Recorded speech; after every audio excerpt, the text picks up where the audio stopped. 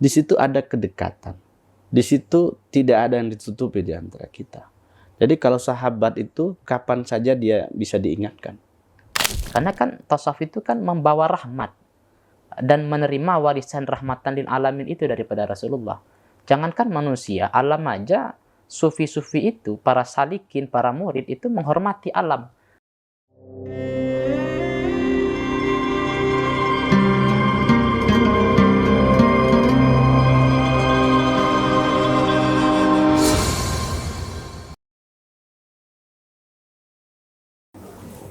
Assalamualaikum warahmatullahi wabarakatuh. Alhamdulillah, salatu wassalamu ala rasulillah, amma ba'du. Bagaimana kabar para sahabat Ribat Nuraniyah Hashimiyah dimanapun berada? Semoga senantiasa dilimpahkan keberkahan oleh Allah Subhanahu wa Ta'ala. Amin. Alhamdulillah, kita kembali lagi pada program Ngopi, Ngobrol Pintar ala Sufi. Tentunya dengan adanya 2 gelas kopi di hadapan kami. Oke, sambil menikmati jangan lupa hidangkan kopi untuk Anda sendiri dan sambil menikmati ilmu-ilmu hakikat yang akan disampaikan oleh guru kita nanti. Baik teman-teman, tadi kami sempat menyapa dengan bahasa sahabat. Ternyata dalam istilah Arab, lughah al-Arabiyyah, nahwu saraf, dalam bab saraf misalnya kata sahabat berasal dari kata sahiba yashabu suhbah.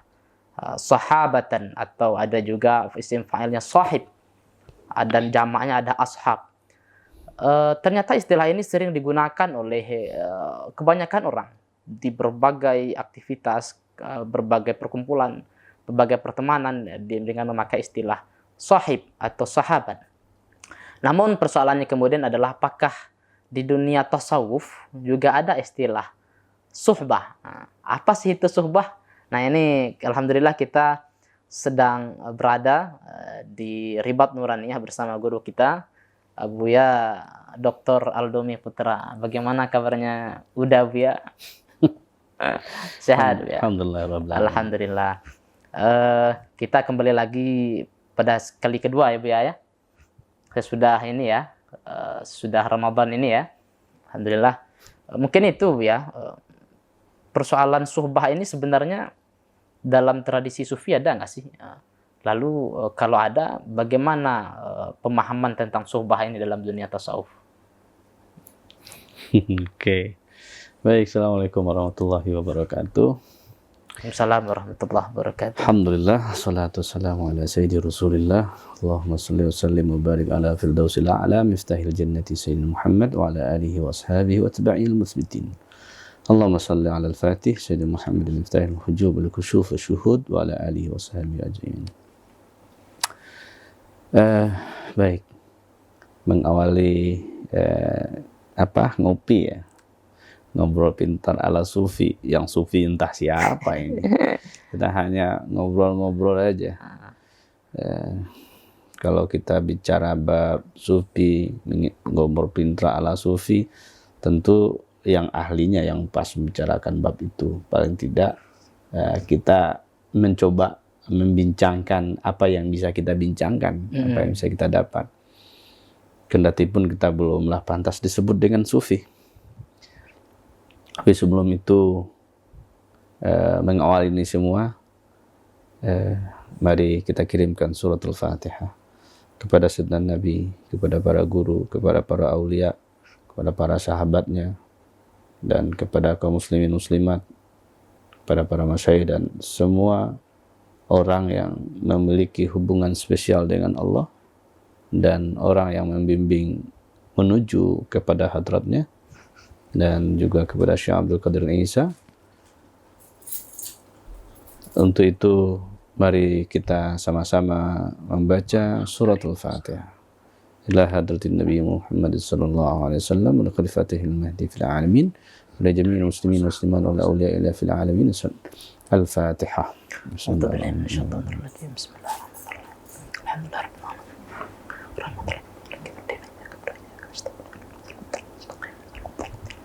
Amin. Baik, apa tadi pertanyaannya? Soal suhbah ya. Jadi ada kata istilahnya sahib, terus ada sahabat, Itu kan istilah yang sudah familiar ya Bu ya, khususnya di lingkungan kaula muda. Nah, dalam dunia tasawuf ada nggak sih istilah sahabat, suhbah, terus kalau ada tradisi dalam relasi antara ya entah itu murid dengan guru, murid dengan murid, atau guru sama guru, ada bagaimana Bu ya gitu. Oke, baik. Barangkali pertanyaannya perlu di amandemen ya, kalau kita gunakan kayak istilah undang-undang ya. kayak undang-undang ya. Agaknya ada pertanyaannya mesti diperbaiki begini. Di dalam sebuah istilah orang mencari ilmu atau menuntut ilmu ada istilah guru dan murid. Nah, di dalam dalam dunia sufi, apakah di situ juga ada antara guru dan murid? Ya, tentunya ada. Lalu ada istilah sendiri enggak antara guru dan murid misalnya? Nah, kita selama ini kan sering dengar begini, bahwa ketika kita membicarakan bab guru dan murid itu, kita sering dengar ada guru yang disebut dengan mursyid, lalu muridnya disebut dengan apa? Talib, Salik. Ya. Lalu ada disebut juga dengan murid. Benar toh? Lalu dalam konteks lain selain tasawuf disebut dengan ada tilmis, ada talib, apa lagi? Tilmis, talib, salik, murid gitu ya. Itu kalau kita. Lalu ada lagi istilah lain disebut dengan sahib. Sehingga ini juga penting jadi pembicaraan kita ketika kita mencoba bicara terkait dengan suhbah ini. Tapi sebelum kita membicarakan lebih lanjut, Ustaz Dayat ingat nggak Diwan Imam Syafi'i? Yang mana tuh ya? Diwannya Lan tanalal ilma. Coba baca apa? Lupa ingat saya ya. Ya coba apa tuh? Ya, intinya di situ kalau tidak salah mengisahkan tentang bahwa lan tanalal ilma illa bisittatin. Terus ya salah satunya adalah tuli zamanin itu kan ya. Ya, aduh. Lupa ingat saya ya. Jangan lupa ingat. Ayo. Ala lan tanalal ilma illa bisittatin sa'unbikum an majmu'iha bi bayanin. Yang pertama apa dikatakan? Zuka wa hirsun. Terus apa lagi? Wajtihadun. Dan di situ ada lagi istilah yang disebut dengan wasuhbatul ustaz wa tulaz zaman. Benar toh? Yang akan kita ambil di sini itu adalah ada kata suhbatul ustaz. Suhbatul ustaz. Nah, jadi kita belajar itu tidak cukup dengan memiliki kecerdasan saja, memiliki kemauan, ya. Harus ada di situ bimbingan. Jadi suhbah itu disebut dengan bimbingan. Nah, maka kalau kita masuk bab ini, bab suhbah bimbingan, maka yang dimaksud dengan konteks suhbah yang sedang kita bicarakan ini adalah ada bimbingan guru kepada murid.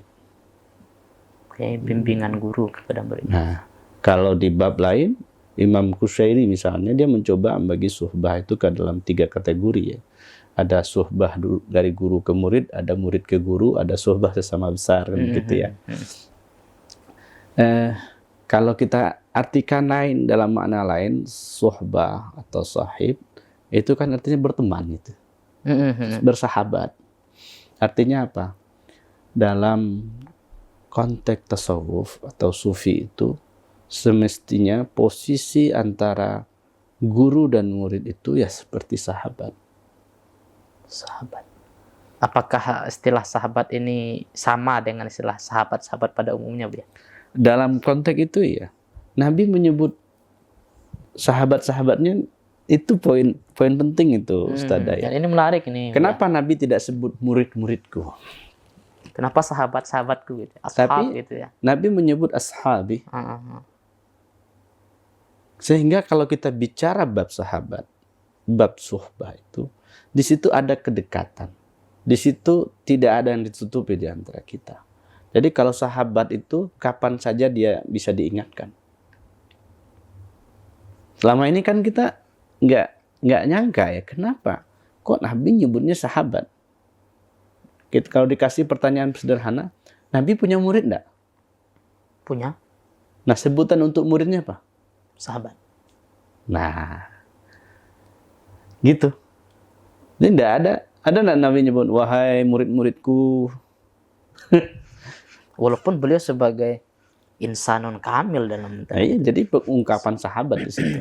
Iya, iya. Artinya ada, bisa dikatakan kalau bahasa apanya Bu ya, dalam konteks tertentu bisa dikatakan Nabi itu sangat egaliter dengan sesamanya. Bisa. Bisa dikatakan begitu. Tapi poin yang ingin kita katakan adalah Nabi menggunakan istilah sahabat. Itu kan sahabat itu orang dekat. Ya. Jadi sahabat itu juga banyak hal. Sahabat dalam iman, ya. Sahabat dalam pergaulan, Yeah. lalu sahabat dalam ada iman, ada kalbu, ada ruh dan sebagainya. Semuanya ada bab sahabat di situ.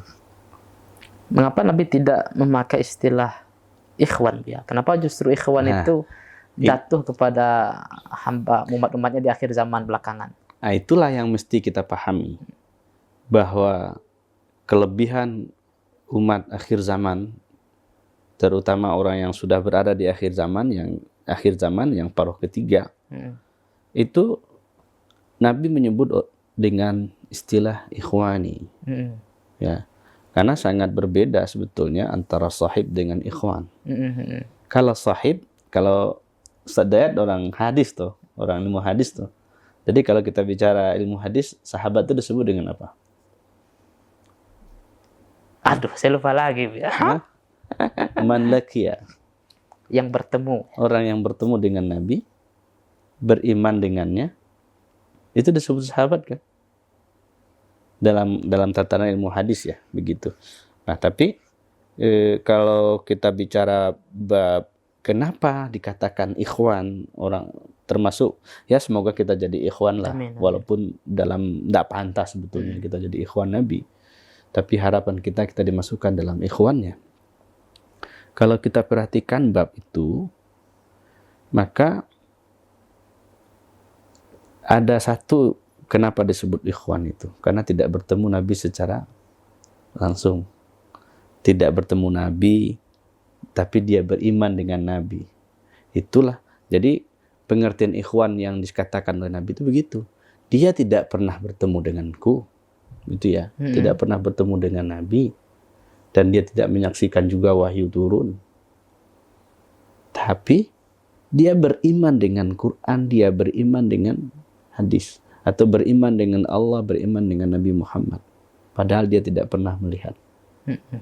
Nah, disinilah makna ikhwan itu disematkan. Artinya apa? Ikhwan itu bahasanya adalah orang yang memiliki hubungan spesial. Kalau kita bicara bab, lah kok pindah pembicaraan jadinya jadi bicara ikhwan jadi bahasa relasi gitu ya. Ya, kalau kita bicara itu kan ada hubungan gitu ya. Yeah. Hubungan yang kita cari itu ikhwan Rasulullah itu adalah berhubungannya dengan Rasul itu bukan berhubungan secara fisik begini, tapi ada hubungan relasi yang disebut dengan ikhwan itu lebih kepada dalam tatanan ruhi. Maka kita mesti memiliki koneksi secara ruhi kepada Rasulullah jika ingin disebut dengan ikhwan. Iya, iya. Nah, itu yang catatan yang mesti jadi perhatian kita bersama terkait dengan ikhwan itu. Baik, sekarang kita kembali kepada bab tadi sahabat disebutkan sahabat. Secara ilmu hadis kan sudah jelas itu. Tapi yang kita maksud di sini adalah sahabat yang dibimbing oleh Nabi Muhammad SAW. Kalau dalam catatan ada berapa orang sahabat Nabi? 124.000. 124.000. Lalu kalau kita digitkan lagi, turunkan lagi, berapa yang selalu include bersama Nabi? 313. Itu yang 313 itu dibimbing Nabi nggak? Bimbing Nabi semua. Semuanya saya tahu dibimbing. Ya. Yang 124.000 itu juga dibimbing oleh Nabi. Semuanya dibimbing oleh Nabi. Nah, bimbingan sahabat Nabi itu kepada sahabat itu bimbingan lahir dan batin. Bimbingan syariat hakikat. sebagaimana juga jumlah nabi sekaligus rasul. Jumlah nabi dan rasul. Tapi yang wajib diimani kan hanya 25 dalam Quran ya. Iya benar.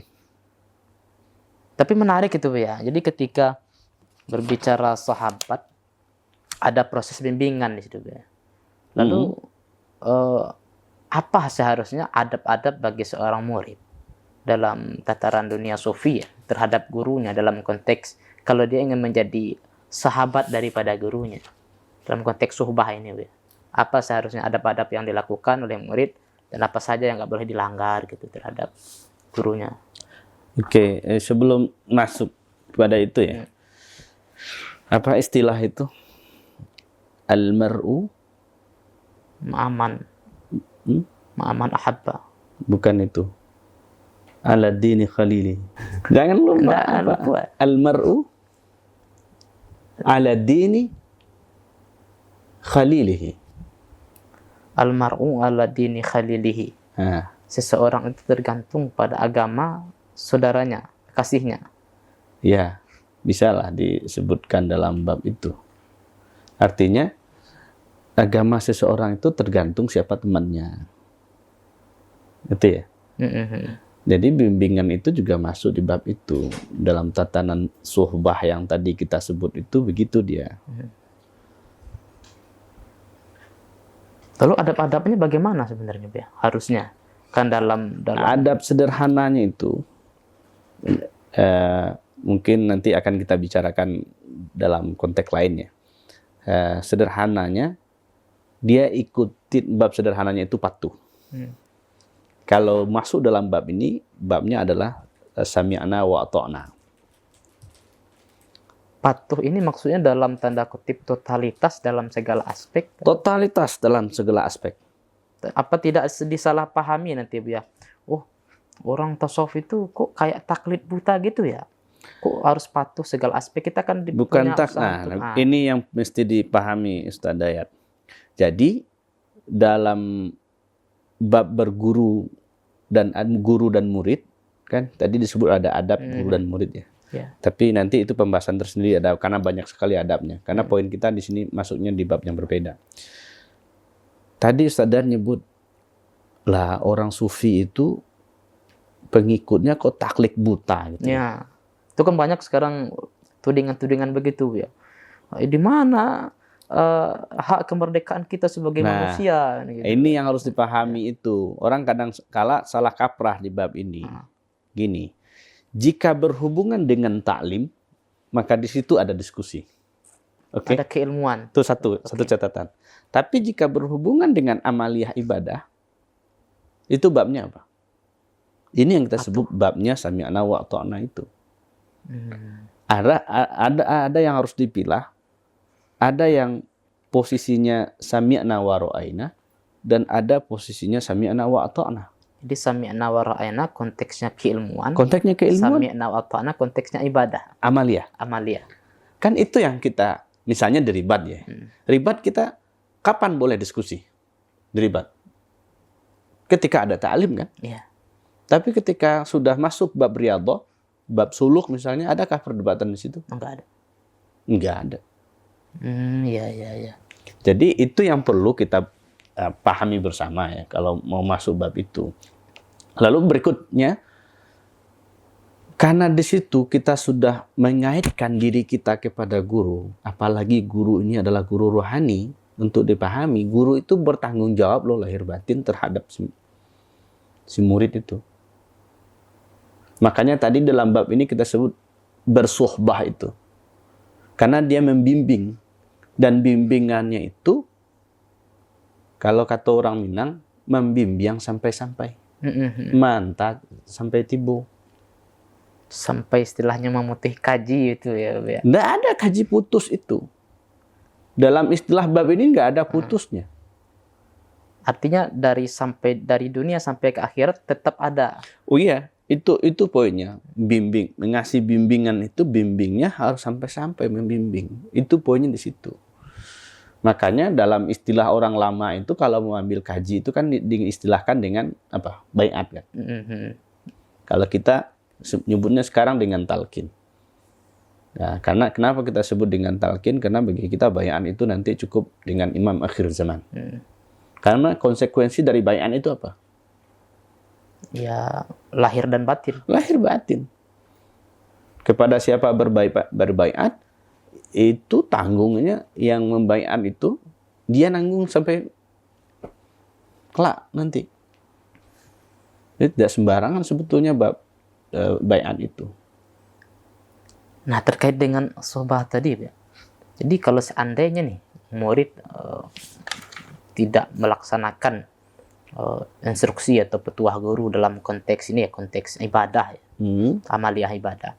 Apakah ketika itu dia bisa dikatakan tidak lagi bersuhbah dengan gurunya? Dalam arti kan murid itu kan ada dua ya, ada shadiq, ada kadhib. Ketika dia tidak patuh dengan gurunya dalam konteks amaliyah ibadah ini bukan ranah keilmuan, apakah dia dikatakan dengan sudah memutus hubungan persahabatan dengan gurunya? Itu bagaimana?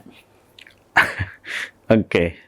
Ini kalau bicara bab ini agak keras ke bahasa, cuman ini ya. Begini, jadi saya khawatir dengan istilah memutus hubungan antara guru dan murid ini.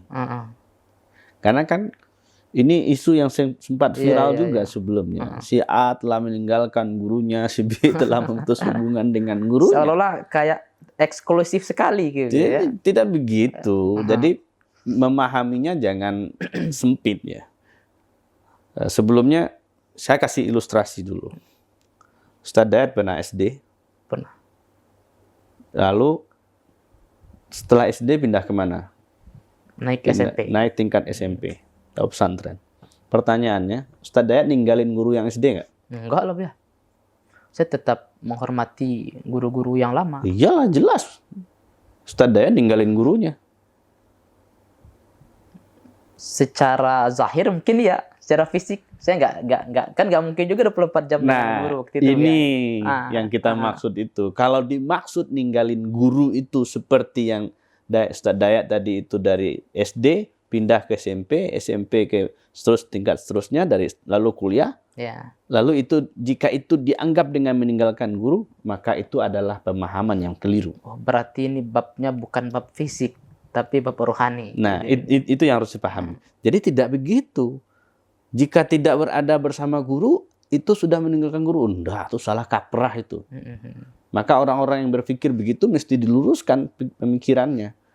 Jadi ketika kita sedang bersama guru, lalu dengan misalnya kita di sini aja lah, di Ribat. Kan ada yang kesibukan ke sini ke situ ya, kadang mengharuskan ada tugas di sini situ gitu kan. Kita kan ini saya ketawa ini melihat pembicaraan bab ini ya. Antara seolah ada pemisahan guru dan murid, jangan ada begitu. Orang kan banyak goreng-goreng begitu ya. Apalagi isu-isu yang sebelumnya kita sudah dengar isu-isu si A meninggalkan gurunya gitu ya. Ya saya juga saya berpikir ya, kok sampai sebegitunya dunia tasawuf dipahami oleh orang mungkin yang dalam tanda kutip tidak paham dengan dunia tasawuf ya. Karena kan tasawuf itu kan membawa rahmat dan menerima warisan rahmatan lil alamin itu daripada Rasulullah.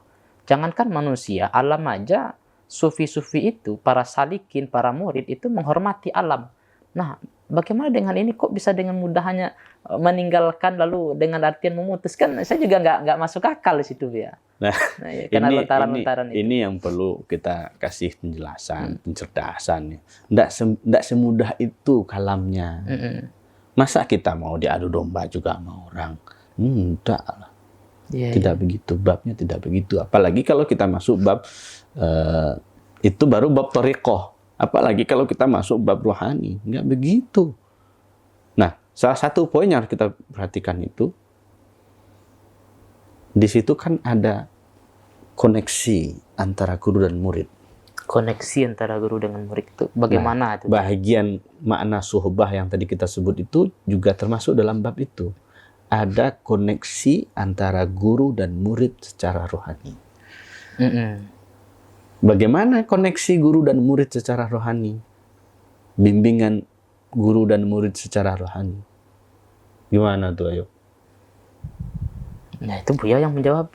Kalau saya kan Hanya penanya saja. Tapi saya pribadi juga butuh pencerahan soal itu ya. Mungkin di luar juga banyak yang sedang menunggu-nunggu ini gitu kan. Inilah yang disebut oleh sebahagian dalam bab sufi itu bahwa guru itu selalu memperhatikan murid itu. Guru selalu membimbing murid. Lalu supaya murid dan guru itu punya koneksi, punya ketersambungan, maka salah satu cara untuk membangun koneksi murid dengan guru itu disitulah babnya Robitoh. Rabitoh ini apa sebenarnya? Oke, nantilah kita bicara bab Robitoh. Ustaz Dayan ntar tinggal baca buku saya tuh. Ntar ya. Yang ini ya? Ya, itu Wah, tinggal baca. Ini ada buku karya guru kita, sahabat.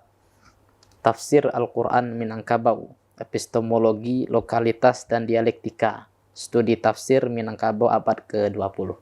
Ini tebalnya luar biasa. Ini saya aja ngelihatnya pusing nih.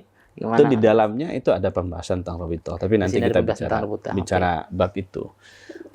Allah itu kan nyuruh kita gimana? Kata Allah, ya ayyuhalladzina amanu taqullah wa kunu ma'as shadiqin. Hai orang-orang yang beriman, bertakwalah kamu kepada Allah dan jadilah kamu bersama orang-orang yang shadiqin. Nah, kita antara murid dan guru yang tadi kita sebut dengan bab suhbah itu, dia masuk dalam ranah itu. Dia bersama dengan orang-orang shadiqin. Nah, maka guru murid yang bersuhbah itu juga ada dalam kolbunya yang kita sebut dengan murid yang shadiq. Maka jika kita hubung-hubungkan tadi itu Ustaz Dayat, karena Ustaz Dayat tadi sudah nyebut ada murid yang shadiq, ada yang murid yang kadhib. Nah, kita mesti masuk di bab ini. Suhbah itu masuk dia di bab tasdik. Maka bagi seorang murid mesti dia punya tasdik dan taslim kepada gurunya supaya dia bisa dapat bimbingan. Lagi-lagi dalam konteks pembicaraan kita dalam bab rohani, Bu ya. Iya. Terus nah mungkin ada kaitannya semuanya, Bu ya, supaya apa? Mungkin teman-teman banyak yang supaya ngopi gitu. Nah, sambil ngopi nih bagus, Bu ya, daripada dingin kan. Baik, kita ngopi dulu, sahabat. Jadi ada istilah-istilah dalam tasawuf yang kesulitan untuk dipahami oleh banyak orang, ya. Dan beberapa istilah ini tidak ada konteks ruangnya. Kadang di istilah kalam yang saya pahami itu tidak bisa dipakai dalam tasawuf beberapa. Dalam tasawuf juga tidak bisa dipakai dalam konteks kalam. Begitupun dalam bidang-bidang ilmu yang lain. Contohnya apa itu? Contohnya kayak tasdik tadi, Bu ya. Kalau kita artikan dasar itu kan artinya kan benar, jujur. Nah, dalam konteks tasawuf, tasdik itu kan tentu tidak sesederhana itu, ya, Bu. Iya. Dalam konteks suhbah ini, bersahabat, ada hubungan relasi murid dengan guru gitu. Itu pernyataan bahwa pertanyaan sekaligus pertanyaan, Bu ya. jadi sebenarnya tasdik itu bagaimana sih lebih jauh dalam konteks hubungannya dengan suhbah ini? Oke, baik. Sederhana bab tasdik ini dia tidak ragu lagi dengan gurunya. Tidak ragu lagi. Tidak mempertanyakan lagi gurunya. Itu sederhananya begitu. Jadi tasdik itu tidak akan diganggu dengan komen orang terhadap gurunya. Mau komen positif dan negatif. Berarti babnya di sini husnuzon, ya. Salah satunya masuk di situ husnuzon. Terus ada pertanyaan lagi. Ini mungkin kita agak liar dikit, ya. Begini, sebelum masuk kepada yang liar itu. Ingat loh, Sayyidina Abu Bakar As-Siddiq. Kenapa beliau digelar dengan As-Siddiq? Setahu saya ketika Nabi balik dari peristiwa Isra Mi'raj, beliau hanya orang yang satu-satunya dan pertama kali waktu itu mengakui langsung bahwa Nabi itu benar diperjalankan semalam dari Makkah sampai ke Masjidil Aqsa, sampai ke Sidratul Muntaha, sampai ke Arsy Allah. Pertanyaannya, Abu Bakar perlu argumentasi tidak untuk membenarkan Nabi? Tidak perlu. Nah, itulah. Jadi berguru itu begitu. Nggak perlu argumentasi terkait bahwa gurunya ini bla bla bla bla bla bla bla. Tapi kan Abu Bakar kan bukan sekedar serta-merta langsung tasdik. Tentu kan biasanya kan ada proses dalamnya. Enggak, bukan begitu babnya Ustaz Dayat. Nah, ini Abu Bakar sudah beriman kepada Nabi. Jika telah beriman kepada Nabi, apapun yang terjadi pada diri Nabi, maka dia selalu membenarkan, dia tidak jadi mencari argumentasi untuk itu. Itu yang kita maksud. Di konteksnya. Ada enggak Abu Bakar itu nyari argumentasi kenapa Nabi melakukan ini dan itu? Enggak. Abu Bakar itu ngikutin Nabi itu gimananya. Kalau Nabi nangis, dia juga nangis. Nabi ketawa, dia juga ketawa. Itu Abu Bakar. Ngikutin dia. Dia tidak perlu lagi. Maka itu penting ya. Kalau kita sudah menjadikan seorang guru, dan kita sudah meyakini bahwa dia adalah guru kita, maka di situ masuk kita dalam bab tasdik. Maka setelahnya tidak ada argumentasi lain. Artinya nggak perlu pertanyaan lain. Ini kenapa, enggak. Tapi kalau masih muncul kenapa, itu tertanda belum shadik. Tapi dalam konteks Abu Bakar tadi ya, apakah misalnya nih kalau kita masih mencari celah pertanyaan, oh itu kan soal makam. Karena Abu Bakar itu dihandle oleh Nabi, digembleng benar-benar oleh Nabi. Jadi mata basirahnya mampu melihat, mukasyafah musyahadahnya melihat bahwa itu adalah Nabiullah. Secara insannya beliau, dan itu juga menjadi pendukung keyakinannya terhadap itu. Berbeda mungkin dengan orang yang baru kenal dengan Nabi, atau sahabat yang baru masuk ke dalam rombongan. Ustaz Dad kenal nggak dengan Umar bin Khattab? Dia sahabat nggak? Sahabat. Yakin nggak dia kepada Nabi? Yakin. Tapi ada nggak kalam beliau yang unik? Nah, yang mana itu ya? Ini menarik ya. Kalam beliau yang unik itu tentang membuat strategi perang. Kalamnya apa? An-Nabiyyu anta. Apa? An-Nabi atau Ar-Rasulu anta gitu. Apakah Kira-kira kau Nabi atau Rasul? Ini gitu ya? kamu benar Nabi nggak? Kamu benar Rasul nggak? Itu Umar bin Khattab lah yang bicara itu. Iya, ya. Padahal beliau seorang Nabi yang bukan seorang Nabi. Astagfirullah. Gitu. Salah. Ini saya lagi tertarik dengan ini ya. Beliau sahabat utama loh, salah satu sahabat utama. Itu tapi yang kita maksud. Jadi kalau kita bicara bab ini, itu yang tadi kita sebutkan. Ternyata memang murid yang shadik itu juga gimana ya nyebutnya? Diuji gitu.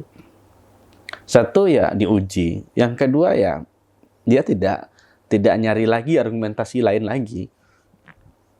Dia pasti berada dalam barisan. Maksudnya begitu, sederhananya. Kalaupun misalnya misalnya boleh dalam tanda kutip tetap mencari argumentasi, tapi itu sekedar penguat. Gitu. Bisa jadi. Tapi kan itu sudah dipublish. Iya. Kadang kan orang jika gurunya sudah mulai dalam tanda kutip diserang oleh orang, kan dia melakukan apa yang disebut membela dirinya juga. Ada nggak membela dirinya? Atau ya gimananya lah. Susah juga kita membicarakannya. Ini ada satu pertanyaan ya dari beberapa orang, katanya begini.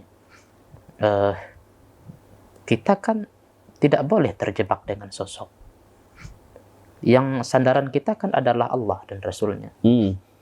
Beliau manusia itu kan ada salahnya juga. Yang maksum kan hanya Nabi. Bahkan wali sekalipun kan masih bisa maksiat, masih bisa salah. Terus apakah kita tidak boleh mengkritik guru atau dalam artian mencari argumentasi untuk memperkuat tasdik kita terhadap guru? Apakah tidak boleh mengkritik? Apakah langsung tunduk patuh begitu? Terus nalar kritis kita di mana? Ini gimana menjawabnya nih? Oke, baik. Tadi kita sudah jelaskan jawab bab itu, Ustaz Dayat. Kritis itu boleh di bab taklim. Kan gitu ya, sudah kita batasi tadi. Supaya tidak semuanya. Nah, kemudian harus pahami. Nabi itu disebut dengan maksum. Aulia itu disebut dengan mahfuz. Ya.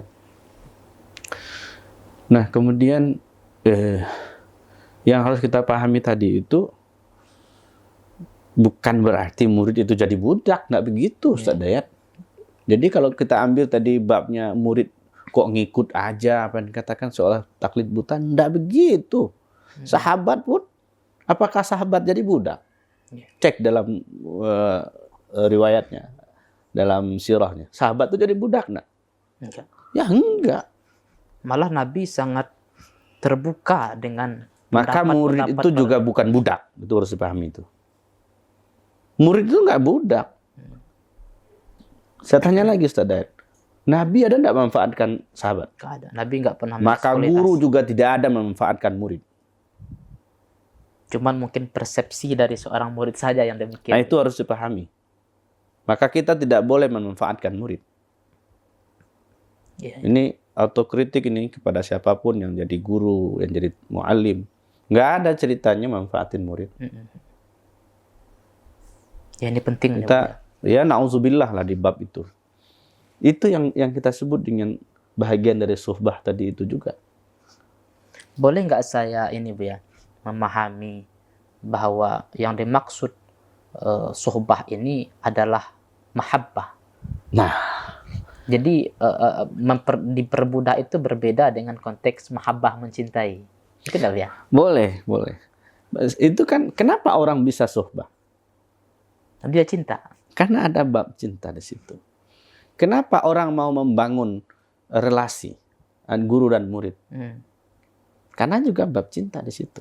Jadi, kalau cinta sudah melekat, apa ini pepatahnya Bu ya? Kalau cinta sudah melekat, rasa cerit ayam jadi coklat Bu ya. Wah, keren juga ini Ustaz Dayat. Pantasan belum nikah dia. Enggak begitu juga Bu ya. Oke, yang penting tesis sudah selesai kan? Insya Allah. Ya. Nah, aman. Akhir bulan, Bu ya. Kalau tesis sudah selesai, jadi itu barang, insya Allah. Kok jadi ngomongin tesis ya? jadi itu dia. Suhbah itu juga dibangun dengan rasa cinta. Pertanyaannya, guru itu kenapa mau membimbing muridnya? Karena cinta. Karena cinta. Tapi tidak semua murid yang mampu mencintai gurunya. Ya wallahu alam. Nah, itulah yang mesti kita. Jadi dalam bahasa lainnya itu seorang murid ke guru itu nyari perhatian untuk apa? Untuk dibimbing. Ya. Itu poin penting juga itu. Untuk dibimbing, bukan nyari perhatian nyari perhatian doang atau Di kota DPR ya. pokoknya ingin dikatakan dekat. Enggak begitu. Jadi poinnya itu berada pada ranah bimbingan. Bimbing pasti. Kan guru itu juga punya kurikulum terhadap muridnya. Apalagi dalam dunia thariqah ya. Dalam dunia thariqah itu guru itu punya kurikulum. Mungkin yang awal baru mulai belajar, kajinya ini, lalu dikasih zikirannya ini, dikasih sekian. Nah, murid yang sodik, dia ngikutin. Yeah. Murid yang punya suhbah kepada gurunya, dia pasti ikutin. Nah, itu yang kita maksud tadi itu. Jadi bab sami'na wa ata'na itu juga nyambung di bab itu Ustaz Dayat. Jadi ketika ada di kurikulum, disuruh misalnya zikir 1000, zikirnya tetap 1000, walaupun bisa lewat 2000. Yeah. Ustaz Dayat kalau dikasih selawat misalnya 500, kerjanya berapa? Ya, seusahakan ini 500. Nah, Apakah bisa lebih? Nah itu, dan bahkan bisa lebih itu sebetulnya di situ letak kita berdisiplin itu. Harus ada juga disiplin di situ. Jadi jangan sampai tidak ada disiplin di situ. Amin. Tapi ini apa? Mungkin kembali ke pokok ini tadi ya, ke tema tadi. Saya jadi teringat dengan anak dengan orang tuanya. Oke. Jadi ketika seorang tua menyuruh anak misalnya minta sepeda, mak beliin sepeda dong. Padahal umurnya belum sampai masanya untuk memakai sepeda. Nah, saya berpendapat ini, mohon maaf ya, orang tua kalau ngasih sepeda ketika umur anak belum sampai masanya dia memakai sepeda, itu orang tua zalim, tidak cinta sama anaknya. Tapi kalau orang tua ngelarang anaknya pakai sepeda, walaupun anaknya nangis-nangis, walaupun anaknya berpikir orang tuanya itu jahat, tidak adil, tidak sayang kepada dia, tapi itulah kasih sayang orang tua sebenarnya. Begitu juga halnya dengan guru dan murid gitu ya. Jadi kadang persepsi kita yang terhadap guru sebenarnya membuat kita itu suuzon kepada guru. Ya. Persepsi itu kan asumsi baru ya, kan belum tentu betul, belum tentu ini gitu. Ya, dugaan. Ya, dugaan. Gini, kita punya orang tua secara jasadi ya. Orang tua jasadiah itu ayah dan ibu.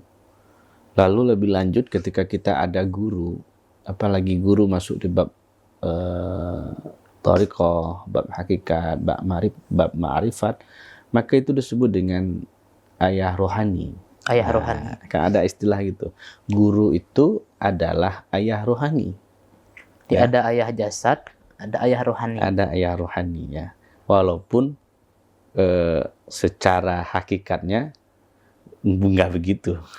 Ada yang memang pas guru itu jadi ayah rohaninya sendiri, atau mungkin yang lain gitu ya. Itu kalau kita bicara bab itu. Tapi paling tidak ingin kita katakan itu adalah guru yang mengajarkan kita tentang ma'rifatullah itu, dia adalah sebagai ayah rohani. Ya, secara sederhana. Tapi nanti ada lagi kajiannya secara spesifik apa itu ayah rohani, tapi nggak mungkin kita buka itu. Oke. Kemudian disitulah yang tadi kita sebut. Seorang ayah, kalau kita gunakan istilah Ustaz Dayat tadi itu, melihat anaknya, dia tahu kebutuhan anaknya apa. Nah, guru juga begitu. Guru tuh tahu kebutuhan muridnya apa. Kan ada tuh murid yang kerjanya minta-minta wirid aja kan, tapi nggak dikerjakan. Nah, itulah murid yang minta-minta wirid tadi itu seperti anak yang minta sepeda yang umurnya belum pas untuk belajar sepeda itu. Iya. Tapi kan nggak ada anak 2 tahun udah minta sepeda. Kalau ngelihat teman-temannya Bu ya. Karena kan anak-anak ini juga terpengaruh oleh lingkungannya. Sebagaimana mungkin juga murid terpengaruh oleh lingkungan. Jadi ilustrasinya kadang-kadang begini. Anak-anak minta motor misalnya kan. Kalau sepeda mungkin ya sepeda kan ada ukuran dia. Sepeda ontel ya. Anak-anak yang minta motor kayak gitu. Jadi semuanya ada timingnya. Semuanya ada ketentuannya ya. Jadi itu poin yang harus kita pahami bersama, bahwa guru itu tidak lepasin begitu saja. Beda dengan guru di kampus. Kalau di kampus lah habis selesai itu selesai kan. Jadi kalau dipikir-pikir ya berat sekali jadi guru itu ya.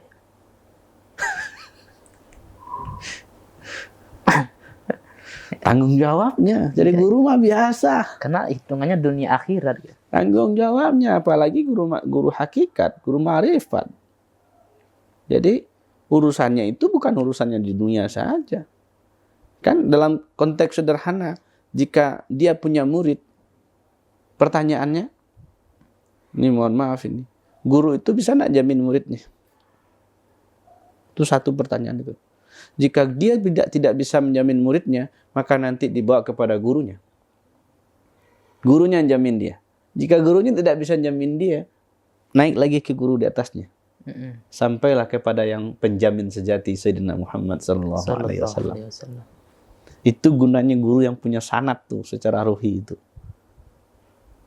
Yang bisa menjamin orang itu adalah Sayyidina Muhammad. Jadi bukan guru sembarang guru. Ya. Nah itu dia. Yang memiliki hubungan, yang memiliki relasi dengan gurunya, dan sampai kepada Sayyidina Muhammad. Kan harapan kita itu berguru. Dalam bahasa lainnya, ya nyari orang yang mau jamin kita. Kalau sudah ada orang jamin kita, apa saja yang dikerjakan boleh. Bahasanya orang dalam ya. Oh, iya. Ingat enggak si siapa namanya yang lucu itu, Nuaiman. Kenapa perilakunya macam-macam itu? Secara zahir kasat mata, karena dia tahu ada orang jamin. Tapi bukankah Nuaiman juga menjadi salah satu pengikut Badar ya? Iya, kita nggak bicara bab itunya, karena dia sudah tahu, dia sudah dijamin. Apapun perilakunya no problem gitu. Iya. Itu yang kita sebut itu, karena yang jaminnya jelas Sayyidina Nabi. Bukan karena kelakarnya sebenarnya ya. Kadang banyak memahami kenapa Nuaiman masuk surga, karena dia bisa menyenangkan hati Nabi karena kelakar. Iya, itu iya. Tapi poin lainnya yang ingin ditunjukkan di situ adalah bahwa dia imannya tidak sumbing sedikit pun dengan Nabi. Dengan jaminan Rasulullah dia tidak ragu sedikit pun. Iya. Nah pertanyaannya, kita bisa jamin nggak seperti itu? Ya nggak bisa, karena kita bukan Nabi. Tapi bagi orang yang hanya memandang Nuaiman dari segi syariatnya saja bisa terjebak ya. Nah ya begitu. Jadi itulah yang mau kita cari. Nuaiman itu kan luar biasa. luar biasa. Perangainya luar biasa. Tapi yang harus kita pahami, dia sudah dijamin. Kenapa dia bisa begitu? Karena dia bagian sahabat. Karena dia memiliki relasi suhbahnya yang luar biasa. Kemudian, apa lagi di situ? Jujur dia. Ada Nuaiman bohong? Enggak ada.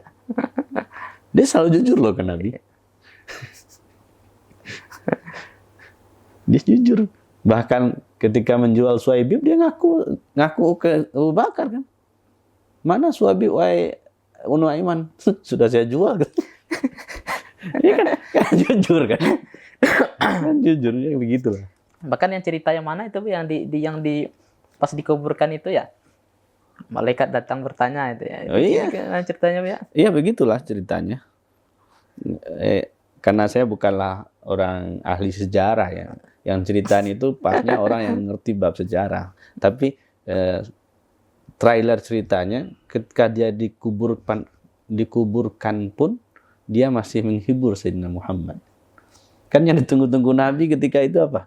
Ini ntar dia ngomong apa tuh di dalam pasitannya malaikat katanya kan. Selorohnya begitu ya, selorohnya begitu. Ternyata memang bikin lucu juga dia. Jangan gede-gede bicaranya, orangnya masih di atas gitu kan. Itu kan relasi, artinya relasi tidak putus. Hubungannya tidak putus. Dia selalu dibimbing. Maka itulah rahasia dari sahabat itu. Dunia akhirat dibimbing. Selalu. Nah, bersuhbah itu juga mestinya begitu. Jadi walaupun tidak lagi bertemu, tetap hubungannya, relasinya, koneksinya jelas. Ya, mungkin ini terakhir ya. Sangat menarik ini pembicaraan, cuman melihat waktu yang sangat terbatas. Mungkin nanti kita lanjut di sesi berikutnya. Tapi sebelum menutup, apa yang Buya sampaikan tadi sangat relate dengan juga sekaligus apa yang saya pahami. Misalnya, kenapa para sahabat itu jumlahnya 124.000? Sedangkan kan umat manusia di zaman itu kan banyak. Jadi kalau dikaitkan konteks hadis, mengapa sahabat itu dikatakan orang yang bertemu dengan Nabi, belajar dengan Nabi, mengikuti Nabi secara lahir dan batin? Artinya ada penggemblengan, ada pendidikan rohani yang diberikan Nabi lahir dan batin. Berarti itu juga konteksnya yang berlaku dengan dalam tataran dunia tasawuf ya, bahwa guru membimbing murid itu lahir dan batin. Yeah. Tapi masalahnya kan ujian terhadap murid ini yang luar biasa juga banyak kemudian ya di dalam dunia tasawuf gitu ya. Itu baik, terima kasih banyak Buya atas ilmunya, sahabat. Banyak sebenarnya pertanyaan-pertanyaan yang kita lontarkan ke Buya. Cuman karena waktu yang terbatas, kita lanjutkan nanti pada sesi episode berikutnya. Dan semoga senantiasa seluruh sahabat Ribat Nuraniah dimanapun berada, senantiasa diberikan kemudahan, tercapai segala hajat, dan dilimpahkan segala nikmat dan rahmat oleh Allah Subhanahu wa Ta'ala. Amin ya Rabbal Alamin. Sekali lagi terima kasih banyak Buya. Mudah-mudahan guru kita sehat selalu, panjangkan umurnya, dan terus berkontribusi untuk kepentingan agama dan kepentingan umat Rasulullah Sallallahu Alaihi Wasallam. Mungkin demikian dari kami. Terima kasih banyak sahabat. Assalamualaikum warahmatullahi wabarakatuh. Assalamualaikum warahmatullahi wabarakatuh.